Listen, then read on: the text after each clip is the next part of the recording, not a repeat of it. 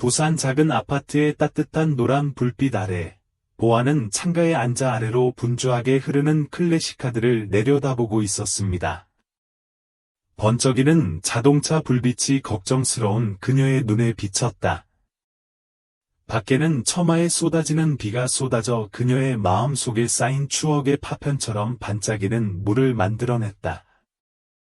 그녀는 납작한 배를 부드럽게 쓰다듬으며 마음의 공허함을 느꼈습니다. 도연과 결혼한 지 8년이 지났지만 이 작은 집에는 아직까지 아기 울음소리가 들리지 않는다.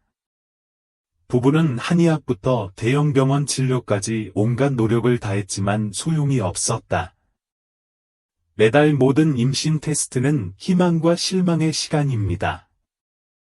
그녀는 또래들이 아이들을 품에 안고 있는 것을 볼 때마다 마음이 가라앉았습니다. 도연은 따뜻한 차 한 잔을 들고 방으로 들어갔다. 설연은 테이블 위에 찻잔을 올려놓고 그녀의 작은 어깨에 팔을 감싸며 살며시 옆에 앉았다. 더 이상 슬퍼하지 마세요. 그가 속삭였다. 우리는 다른 방법을 찾을 것입니다. 아마도 IVF를 시도해야 할 것입니다. 보아는 침묵했고 도연도 자신만큼 가슴이 아팠다는 것을 알고 있었다. 설연은 늘 긍정적인 태도를 취하려고 노력했지만 설연도 자신과 같은 아이를 그리워한다는 사실을 마음속 깊이 이해하고 있었다. 그녀는 이것에 대해 생각해 보았지만 비용이 너무 크고 성공 가능성이 항상 확실하지는 않았습니다. 그날 밤, 보아는 잠을 이루지 못한 채 뒤척였습니다. 그녀는 도연이 한 말을 생각하며 천장을 올려다보았다. 기회가 있다면 아무리 희박하더라도 시도해 봐야 할까요? 많은 고민 끝에 그녀와 도연은 마침내 인공수정의 여정을 떠나기로 결정했다. 다음 달은 1년의 주사, 검사 및 긴장된 기다림이었습니다. 내일 아침 도연은 그녀를 위해 아침 식사를 준비하고 시간에 맞춰 약을 먹으라고 상기시킨 뒤 그녀를 병원으로 데려간다. 설연은 언제나 그녀에게 힘을 주려는 듯 손을 꽉 잡았다. 보아는 몸의 변화를 확실히 느꼈다. 계속되는 현기증과 메스꺼움으로 인해 지쳤지만 도연 역시 자신을 돕기 위해 최선을 다하고 있다는 것을 알았기 때문에 감히 불평할 수 없었다. 매일 저녁 그녀가 좋아하는 음식을 집에 가져오고 회사에서는 재미있는 이야기를 들려주어 그녀를 웃게 만든다. 임신 테스트 당일이 다가오고 두 사람은 병원에 앉아 결과를 기다리고 있었다. 가슴이 쿵쾅쿵쾅 뛰는 가운데 보아는 도연의 손을 꼭 잡았다. 의사가 부드러운 미소를 지으며 들어오자 거친 숨을 몰아쉬었다. 두 분 축하드립니다. 의사가 말했다. 보아가 임신했어요. 그 순간 도연도 목이 메어 그녀를 꼭 끌어안을 수밖에 없었다. 그러나 무엇보다 그들을 놀라게 한 것은 의사의 다음 말이었다. 아이가 한 명도 아니고 7명이에요. 공간은 몇 초 동안 침묵처럼 느껴졌다. 보아는 잘못 들었다는 듯 눈도 깜빡이지 않고 의사를 바라보았다. 도연 역시 멍하니 웃음을 터뜨렸고 놀라움과 감동이 가득 담겨 웃음을 자아냈다. 정말 7아이인가요? 의사는 고개를 끄덕였다. 네, 드문 경우지만 다트 임신이라 보아가 각별히 조심해야 할 것 같아요. 산모와 아기 모두에게 많은 위험이 따르겠죠. 그 말은 현실에 큰 타격을 주는 것 같다. 기쁨이 가라앉기도 전에 걱정이 찾아왔습니다. 도연은 결의에 찬 눈빛으로 보아의 손을 꼭 잡았다. 우리가 해보겠습니다. 설연이는 언제나 옆에 있을게요. 그날 밤, 그들은 여전히 충격을 받은 채 집으로 돌아왔습니다. 보아는 침대에 누워 배 위에 손을 얹고 있었는데, 그 속에서 7개의 작은 파도가 점차 형성되고 있었다. 그녀는 그들이 들을 수 있다는 듯 그들에게 속삭였습니다. 아이들아, 나는 최선을 다해 너희를 보호할 것이다. 도연은 아내 옆에 누워 다정한 눈빛으로 아내를 바라보고 있다. 서련은 자신의 배에 손을 얹고 서련이가 믿기지 않는다. 이제 곧 7명의 아이를 낳게 됐다. 고 말했다. 보아는 여전히 눈물이 그렁그렁한 채 웃었다. 나도 믿을 수 없지만 우리는 가족이기 때문에 할 수 있다는 것을 안다. 보아는 7아이를 임신했다는 사실을 알고 나서 며칠 동안 기쁘기도 하고 걱정도 됐다. 아직 배가 크지는 않지만 몸의 변화가 확연히 느껴지네요. 내일 아침 일어날 때마다 메스꺼움을 느낍니다. 때때로 그녀는 너무 피곤해서 침대에서 일어날 수 없었습니다. 도연은 항상 그녀 곁에서 아침 식사를 준비하고 오렌지 주스를 섞고 비타민을 제 시간에 섭취하라고 상기시켜준다. 보아는 피곤하면서도 임신에 관한 책, 특히 다트 임신에 관한 책을 읽으며 시간을 보냈습니다. 그녀는 유산, 조산 또는 출산 중 합병증의 위험이 매우 높다는 것을 깨달았습니다. 의사는 그녀에게 조심하고 너무 많은 여행을 자제하고 정신적으로 편안한 상태를 유지하라고 말했습니다. 하지만 어떻게 걱정하지 않을 수 있겠습니까? 도연은 아내의 긴장감을 눈치챘다. 어느 날 저녁, 그는 그녀 옆에 앉아 그녀의 길고 부드러운 머리카락을 부드럽게 쓰다듬었습니다. 여보, 너무 생각하지 마세요. 우리가 함께 이겨낼 거예요. 서련이가 당신과 아이들의 안전을 위해 최선을 다할 거예요. 보아는 그의 어깨에 기대며 고개를 끄덕였다. 그녀는 도연을 믿고 그의 사랑을 믿는다. 그러나 내 마음속에는 여전히 보이지 않는 두려움이 있습니다. 시간이 지날수록 보아의 뱃살은 점점 더 커져 나날이 눈에 띄기 시작했다. 그녀는 아이들이 그녀에게 보내는 작은 신호로서 내면의 부드러운 움직임을 느끼기 시작했습니다. 하지만 기쁨에는 피로도 따릅니다. 그녀의 몸은 무거워졌다. 걷는 것, 심지어 자는 것조차 힘든 일이 됩니다.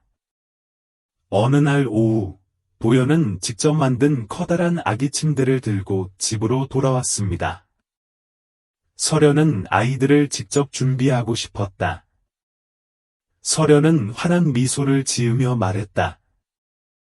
구석구석까지 닦아주고 나사 하나하나 체크하는 모습을 보며 보아는 어느 때보다 마음이 따뜻해졌습니다. 그러나 삶이 항상 그렇게 평화로운 것은 아닙니다. 어느 날 밤, 보아가 쉬고 있는 동안 도연은 필요한 물건을 사러 잠시 나간다고 했다. 그는 서련 씨는 곧 돌아올 것이라고 말하며 떠나기 전 서련의 이마에 키스했다.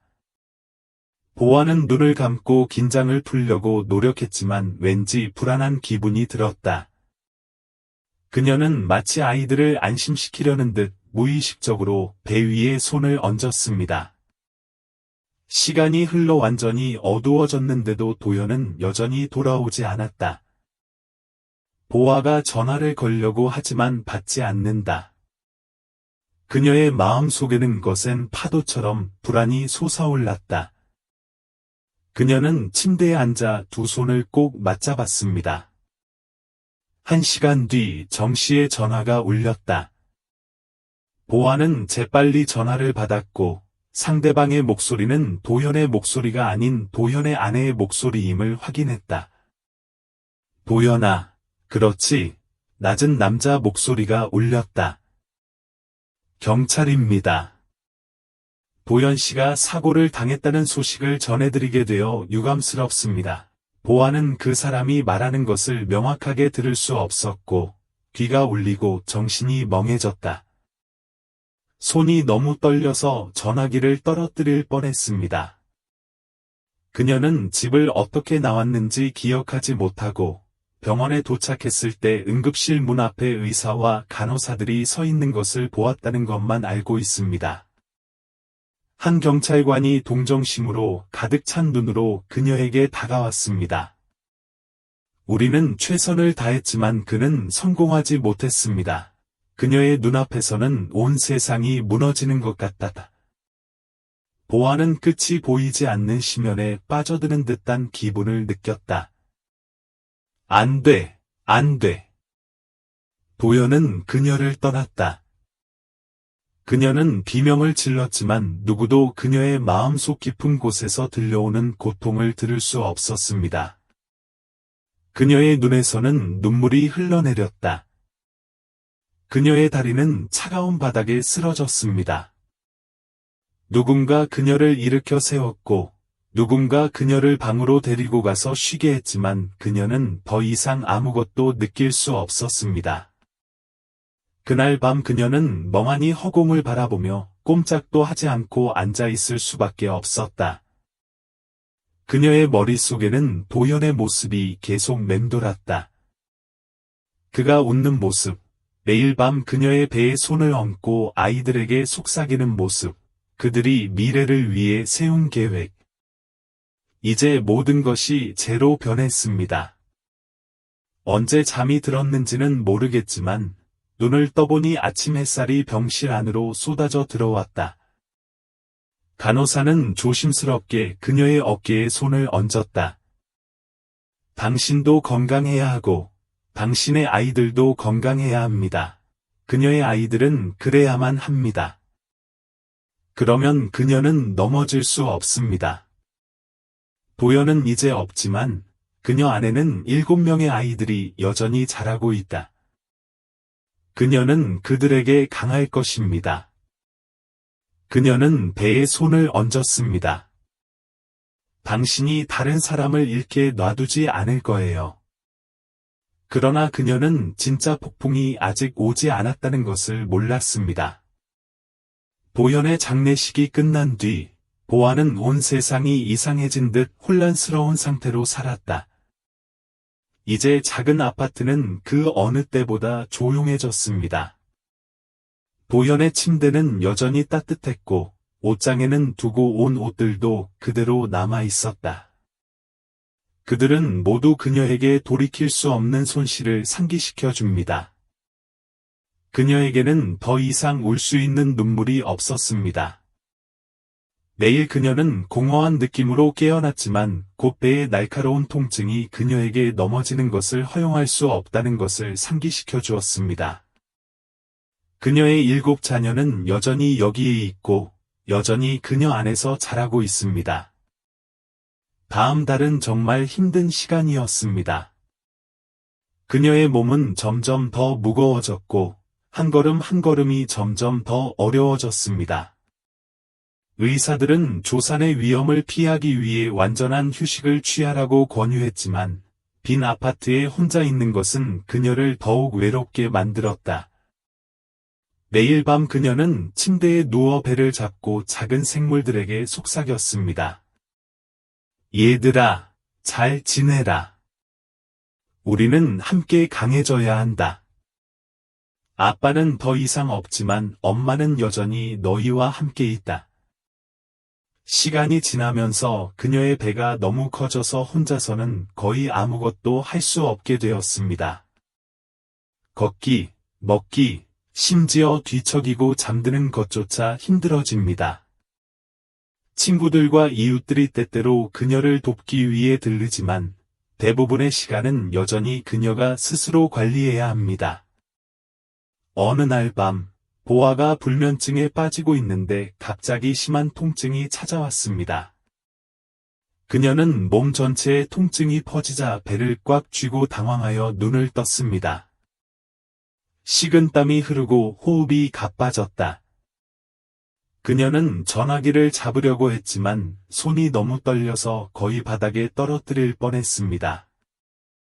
몇 번 시도한 끝에 그녀는 마침내 긴급 전화번호로 전화를 걸었습니다. 전화 반대편에서 목소리가 울려 퍼졌지만 그녀는 더 이상 명확하게 들을 수 없었고 고통이 너무 심해서 정신이 몽롱해졌습니다. 조용한 밤 사이렌 소리와 함께 구급차가 도착했다. 의료진은 재빨리 그녀를 들것에 눕혔지만 고통 속에서 그녀는 안에서 꿈틀거리는 7 아이들의 모습만 떠올랐다. 제 아이를 살려주세요. 그녀는 어둠에 빠지기 전에 속삭였다. 그녀가 잠에서 깨어났을 때 병원의 하얀 빛이 그녀의 눈을 따끔거리게 했습니다. 그 옆에는 의사가 서 있었는데 그의 얼굴은 진지했다. 긴급 수술을 해야 했어요. 아기들이 태어났는데 미숙아라서 모두 인큐베이터에 넣어 특별 관찰을 해야 했어요. 그녀는 의사의 말을 이해하려고 눈을 깜박였습니다. 내 아기를 볼 수 있을까요? 그녀의 목소리는 약하고 쉰 목소리였습니다. 의사는 고개를 끄덕였고 간호사는 그녀를 휠체어에 태워 중환자실로 밀어 넣었습니다. 갓 태어난 아기는 투명한 유리를 들여다보는 순간 가슴이 쿵 내려앉았습니다. 7개의 안경이 H자 모양으로 배열되어 있고 그 안에는 마음이 아플 정도로 작고 나약한 생명체들이 있었다. 그 아이들은 너무 어리고 연약해요. 그녀는 그들의 비명을 들을 수 없었고 조용한 공간의 기계 소리와 심장 박동 소리만이 울려 퍼졌다. 간호사가 그녀의 어깨에 부드럽게 손을 얹었습니다. 아기를 만질 수는 있지만 가볍게만 만질 수 있습니다.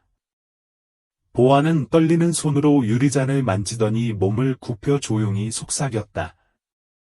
엄마 여기 계시는데 아무데도 안 가셔요. 다음 날은 스트레스가 많은 여행이었습니다.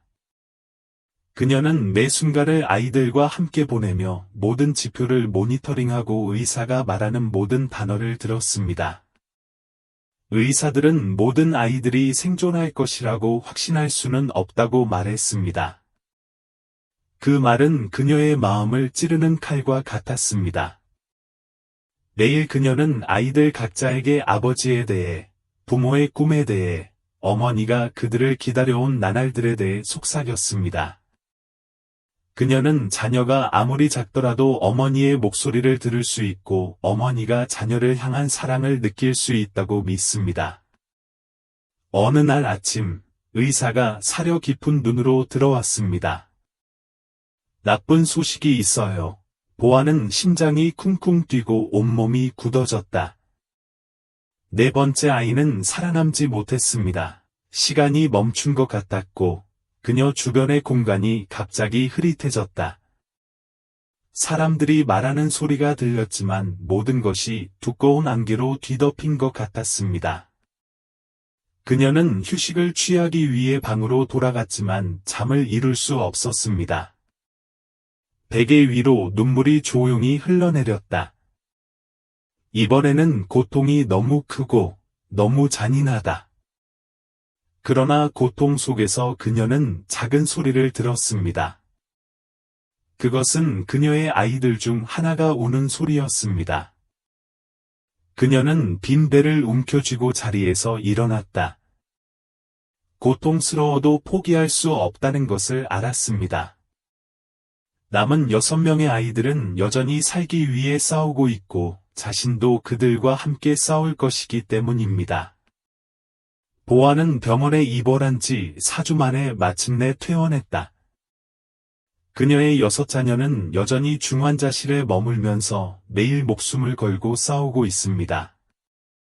그녀는 구석구석에 도연의 그림자가 드리워진 작은 아파트로 돌아왔다. 방 구석구석, 모든 물건이 그녀에게 그를, 미래를 준비하며 함께 보낸 시간을 생각나게 했습니다. 하지만 지금 그녀는 혼자다. 침실에 들어서자 도연이 직접 만든 요람이 보였다. 떨리는 손이 나무 막대 하나하나를 만졌다. 그녀의 눈물은 조용히 떨어졌다. 도연은 사라졌지만 아이들은 여전히 싸우고 있다. 그녀는 약한 것이 허용되지 않습니다. 보아는 매일 병원에 찾아와 아이들 옆에 앉아 속삭이듯 유리잔에 손을 얹고 온기를 전하는 듯했다. 의사들은 아이들이 아직 매우 약하지만 아직 희망이 있다고 말합니다. 그녀는 그 희망을 붙잡고 살았습니다. 3개월 후, 첫 번째 아이가 병원에서 퇴원했습니다. 그녀는 작은 세상 전체가 그녀의 무릎 위에 있는 듯한 느낌으로 아기를 팔에 안았습니다. 아기의 작은 손이 손가락을 잡고 있었는데, 이는 아기가 혼자가 아니라는 것을 상기시켜 주었습니다. 몇 주가 지나자 아이들은 한 명씩 집으로 데려왔습니다. 5개월이 되자 6명의 아이들이 모두 그녀와 함께 있었지만, 도전은 이제 막 시작되었을 뿐입니다. 아이들이 돌아가며 울면서 잠 못 이루는 밤이 계속되었습니다. 그녀는 자신을 도와줄 사람이 없었고 모든 것을 스스로 관리해야 했습니다. 그녀는 모유 수유 방법, 기저귀 가는 방법, 아기를 재우는 방법 등을 배웠습니다. 모두가 지친 상태였습니다. 잠이 부족해 눈은 침침했고 손은 피로로 늘 떨리고 있었다. 돈은 곧 큰 문제가 되었습니다. 그녀가 저축한 돈은 바닥이 났고 정부 보조금도 6자녀를 부양하기에 충분하지 않았습니다. 그녀는 재택근무를 하려고 노력하지만 매일매일 아이들 때문에 지친다. 그녀는 미래에 대해 감히 생각하지 못했고 매일 살려고 노력해야 한다는 것만 알았습니다. 그녀는 침대에 앉아 푹 자고 있는 아이들을 바라보며 소리 없이 눈물을 흘리는 순간도 있었습니다. 도연이 보고 싶었고, 그가 웃는 모습이 보고 싶었고, 그가 자신을 안아주는 모습이 그리워졌다. 도연이가 아직 여기 있었다면 일이 더 쉬웠을지도 모르겠다. 하지만 도연은 사라지고, 그녀는 홀로 계속되어야 한다. 이웃들은 점차 그녀의 상황을 깨달았습니다. 어떤 사람들은 음식을 가져오기 시작했고, 다른 사람들은 아기가 잠을 잘 수 있도록 몇 시간 동안 아기를 지켜보는 것을 도왔습니다. 근처에 사는 아주머니는 비록 부자는 아니었지만 쌀 한 봉지와 달걀 몇 개를 가져왔습니다. 아이를 키울 힘을 얻으려면 밥을 먹어야 해요. 노파가 아이의 어깨를 두드리며 말했다. 점차적으로 낯선 사람들이 가족이 되었습니다. 근처 교회에서는 그녀가 아이들을 위해 더 많은 우유와 기저귀를 구입할 수 있도록 모금 행사를 조직했습니다. 또 다른 미혼모는 그녀에게 자선단체의 보조금을 신청하는 방법을 안내했습니다. 그녀는 자신이 더 이상 혼자가 아니라는 것을 깨달았습니다. 시간이 흐르면서 아이들은 자라기 시작했다. 약해진 첫날부터 그들은 엄마에게 전화하기 위해 기어가고, 웃고, 옹알이를 할 수 있습니다. 그들의 첫걸음은 그녀를 눈물로 만들었습니다. 모든 소리, 모든 미소, 모든 작은 포옹이 그녀에게 힘을 줍니다. 매일 그녀는 여전히 피곤하고 잠도 부족했지만, 자신이 옳은 일을 하고 있다는 것을 알았습니다. 도연을 위해서, 자신을 위해서, 그리고 그녀의 품에서 하루하루 자라나는 아이들을 위해서.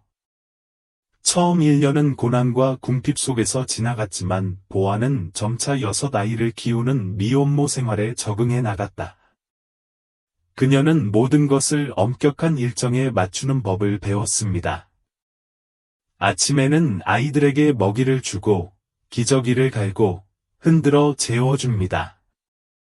정오에는 이상한 일을 하면서 돈을 벌 수 있습니다. 저녁에도 케어 주기가 계속됩니다. 그녀는 쉴 시간이 거의 없지만, 아이들이 매일 자라나는 것을 보면서 모든 희생이 그만한 가치가 있다고 느낍니다. 아이들이 걷기 시작하자 작은 집은 혼란스러운 전쟁터가 되었다. 소리는 끝없는 웃음이 있었지만 끊임없는 울음, 깨진 물건, 긴 잠 못 이루는 밤이 동반되었습니다. 보아가 너무 지쳐서 바닥에 주저앉은 채 계속할 수 있을까 하는 생각에 눈물이 흘렀던 날도 있었습니다. 그녀는 엄마가 되는 것이 이렇게 어려울 것이라고는 결코 생각하지 못했습니다. 그녀는 6자녀의 사랑과 보살핌을 나누어야 했고, 울음소리 하나하나에 귀를 기울이고, 아이들이 다투었을 때 위로해 주어야 했습니다. 최선의 노력에도 불구하고 그녀는 여전히 무력감을 느끼는 순간을 피할 수 없습니다. 그 후 몇 년 동안 아이들이 학교에 가기 시작하면서 어려움은 더욱 커졌습니다. 공부하는 데 드는 비용은 엄청난 부담이고 한 푼이라도 아끼려고 노력했지만 그녀는 그것을 감당할 돈이 충분한지 여전히 걱정했습니다. 어떤 사람들은 그녀에게 아이들 몇 명을 고아원에 보내라고 권했지만 그녀는 단호하게 거절했습니다. 이미 도연을 잃은 그녀는 더 이상 아이를 잃을 수 없었다. 내일 아침, 그녀는 아주 일찍 일어나 아이들을 위한 도시락을 준비한 후 아이들의 손을 잡고 학교에 데려갑니다. 저녁에는 숙제를 가르치는 데 시간을 보내지만 너무 피곤해서 테이블 위에 쓰러지는 날도 있습니다. 보아는 밥을 제대로 먹지 못하는 날도 있지만 그래도 아이들이 배고픈 채 잠자리에 들지 않도록 노력한다. 6명의 아이들은 각자의 개성을 점차 드러낸다. 큰아이인 성민은 늘 성숙한 모습으로 엄마를 도와주려고 노력한다. 공부도 잘하고 항상 동생들을 진짜 형처럼 챙겨주는 아이. 재원은 활동량이 많고 가만히 앉아 있지는 않지만 그림에 재능이 있다. 환우는 축구를 좋아하고 항상 손에 공을 들고 여기저기 뛰어다닌다. 6남매 중 가장 조용한 미래는 독서를 좋아하고 다른 세상에 대한 공상을 좋아한다. 쌍둥이 유진과 설현은 늘 서로부터 공부부터 장난까지 모든 것을 함께 해나가는 사이다. 아이들이 자라나는 모습을 보며 보아는 뿌듯함과 걱정이 동시에 듭니다. 그녀는 도연의 부재가 그들에게 영향을 미칠까봐 두려워서 그들에게 완전한 삶을 줄 수 없다는 것을 두려워합니다. 하지만 그럴 때마다 도연이 했던 말이 생각난다. 우리가 함께라면 모든 것은 이겨낼 수 있다. 그녀는 미래가 어떻게 될지 모르지만 한 가지는 확실히 알고 있습니다. 그녀는 이 작은 가족을 보호하기 위해 모든 일을 할 것이라는 것입니다. 눈 깜짝할 사이에 세월이 지나갔습니다. 6자녀가 점차 성장하면서 보아는 더 이상 예전의 어린 엄마가 아니다. 그녀의 얼굴에는 주름이 생겼고 그녀의 손은 수년간 열심히 일한 탓에 굳은 살이 되었지만 그녀의 아이들이 자라나는 것을 보면서 그녀는 모든 희생이 가치가 있었다고 느낍니다. 인생은 결코 쉽지 않았습니다. 아이들이 10대에 접어들면서 새로운 어려움이 생깁니다. 수업료가 인상되고 아이들의 생활 요구도 더욱 커졌습니다. 성민은 어머니를 돕기 위해 방과 후 아르바이트를 시작했지만 그것만으로는 모든 것을 감당할 수 없었다. 보아는 더 많은 일을 해야 한다. 어떤 날 밤에는 고객을 위한 바느질 주문을 완료하기 위해 아침까지 깨어 있습니다. 그녀는 항상 기운을 차리려고 노력했지만 몸은 점점 약해졌습니다. 두통이 더 자주 나타나고 사지가 마비되는 경우도 있었지만 멈추면 모든 것이 무너질 수 있다는 것을 알았기 때문에 감히 쉴 수가 없었습니다. 어느 늦은 오후, 식사 후 주방을 청소하던 중 갑자기 어지러움을 느꼈습니다. 눈앞의 모든 것이 흐릿해지고 다리에 힘이 빠졌다. 그녀는 테이블을 붙잡으려고 노력했지만 제 시간에 도달할 수 없었습니다. 그녀의 몸은 차가운 바닥에 쓰러졌다. 그녀가 깨어났을 때 그녀는 병원에 있었고 낯익은 얼굴들, 성민, 재원, 환우, 미래, 유진, 설현이 있었습니다. 그녀가 사랑으로 키운 아이들은 이제 어느 정도 성장했고, 그녀를 바라보는 그들의 눈에는 걱정이 가득했다. 의사는 엄마가 가벼운 뇌졸중을 앓으셨는데, 조심하지 않으면 다음번에는 더 위험해질 수 있다. 고 말했다. 성민은 숨이 막힌 목소리로 말했다.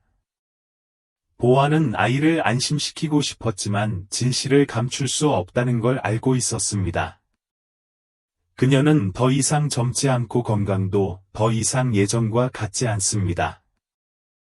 그녀는 각 어린이를 바라보며 그들의 눈에서 성숙함을 느꼈습니다. 그들은 더 이상 어린아이가 아니었고, 그들의 어머니가 무적의 여성이 아니라는 것을 이해할 만큼 충분히 나이가 들었습니다. 다음 날에는 6자녀가 번갈아가며 그녀를 돌보았습니다. 재원은 어머니가 밝은 색을 볼 수 있도록 그림을 병실에 걸었고, 환우는 침대 옆에 앉아 자신이 참가한 축구 경기에 대해 이야기했다. 미래는 엄마에게 책을 읽어주었고, 그녀의 부드러운 목소리는 그녀를 평화롭게 만들었다. 유진과 서련은 손을 떼면 자신이 사라질까봐 낮잠을 잘 때마다 손을 꽉 잡았다. 수년 만에 처음으로 보아는 더 이상 혼자 짊어질 필요가 없다고 느꼈습니다. 한때 그녀가 걱정했던 아이들이, 한때 보호받았던 아이들이 이제는 그녀를 보호하고 있습니다. 그녀는 그들을 바라보며 감사한 마음으로 가득 찼습니다. 무슨 일이 일어나더라도 그녀는 그들을 친절하고 강한 사람으로 키웠음을 알고 있습니다. 그녀의 마음 속에는 미래에 대한 걱정이 여전히 남아있지만, 어떤 일이 일어나도 이 가족은 결코 서로 떠나지 않을 것임을 알기 때문에 그것은 더 이상 예전처럼 부담이 되지 않습니다. 보아가 병원에서 퇴원한 후 그녀의 6자녀는 더 이상 예전과 같지 않았습니다. 그들은 더 이상 엄마의 사랑을 받을 줄만 아는 태평한 아이들이 아니라 엄마와 함께 짐을 나누는 법을 배우기 시작합니다. 큰아이 성민은 의학 공부에 전념하기 위해 정식으로 식료품점에서 아르바이트를 하고 의사가 되기로 결심했다. 재원은 그림에 대한 열정을 계속 추구하지만 동시에 부수입을 위해 그림 일을 하고, 환우는 축구를 사랑하지만 여전히 어머니를 돕기 위해 청소년 팀의 소규모 코치로 시간을 보낸다. 미래는 어머니의 집안일을 조용히 돕고, 어머니의 책상에 앉아 장학 프로그램에 대해 배우며 긴 저녁 시간을 보낸다. 막내인 유진과 서련도 책임감을 깨닫고 예전처럼 잔소리를 하지 않게 됐다. 대신 그들은 종종 어머니의 집안일을 돕습니다. 보아의 투병 이후 온 가족은 점차 새로운 삶의 리듬에 적응해 나갔습니다. 아이들은 한 가지에 동의합니다. 아무리 바빠도 일주일에 한 번은 온 가족이 모여서 공부해야 한다는 것입니다.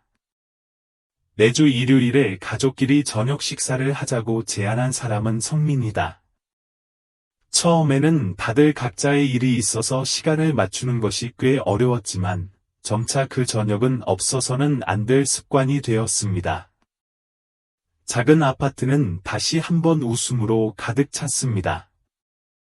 아이들은 돌아가면서 요리를 하고 각자 접시를 가지고 일주일 동안 경험한 일에 대해 함께 이야기를 나눕니다. 어느 날 저녁 식사 중에 성민은 테이블 위에 서류 더미를 내려놓았다. 서울에서 의학을 공부하기 위해 전액 장학금을 신청했어요. 그는 기쁨과 걱정이 섞인 눈으로 말했다. 온 집안이 한동안 조용했습니다. 보아는 자랑스러운 얼굴로 큰아들을 바라보았지만 안타까운 마음을 감추지 못했다. 성민이 떠나면 가족 식사에는 중요한 사람이 없을 텐데, 그녀는 부드러우면서도 단호한 목소리로 미소를 지었다. 항상 내가 꿈을 이루길 바라. 엄마도 괜찮을 거고, 너희도 괜찮을 거야. 성민은 어머니의 손을 꼭 잡고 감사한 마음을 가득 담았습니다. 어린 시절부터 성인이 될 때까지 늘 자신이 가족을 돌봐야 한다는 느낌을 받았지만, 이제 그는 어머니가 항상 자녀가 단지 품에 안겨 있는 것이 아니라 멀리 날아가기를 바랐다는 것을 이해합니다. 한 달 뒤 성민은 서울로 떠났다. 그가 떠나던 날, 온 가족이 작별 인사를 하러 나왔는데 모두가 감동했지만 큰 소리로 말하는 사람은 아무도 없었습니다.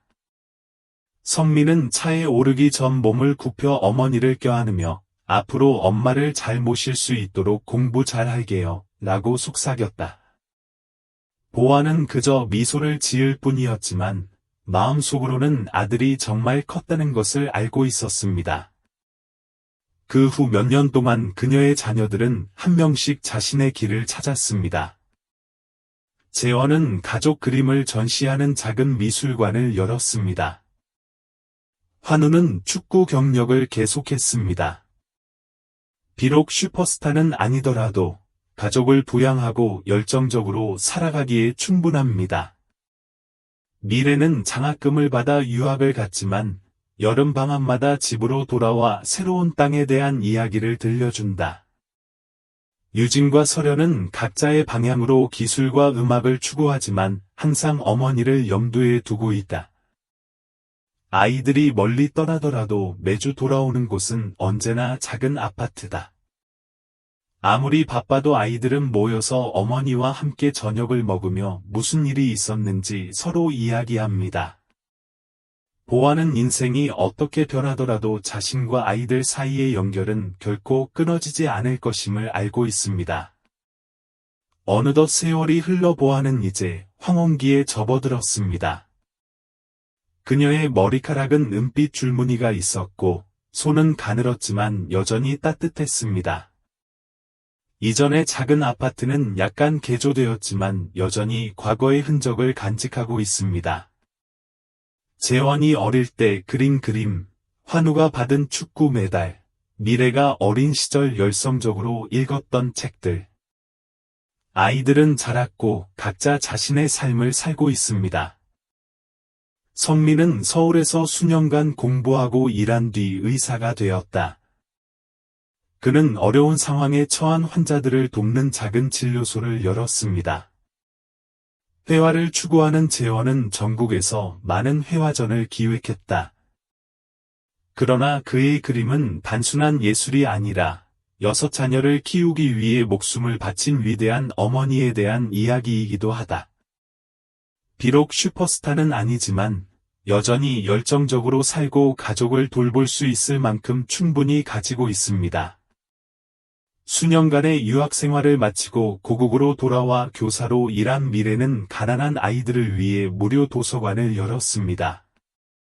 유진과 설현 역시 각자의 길에서 성공했지만 시간이 날 때마다 엄마 곁으로 돌아간다. 모두가 바쁜 와중에도 주말마다 작은 집은 여전히 붐비고 있다. 가족 식사는 없어서는 안 될 전통이 되었습니다.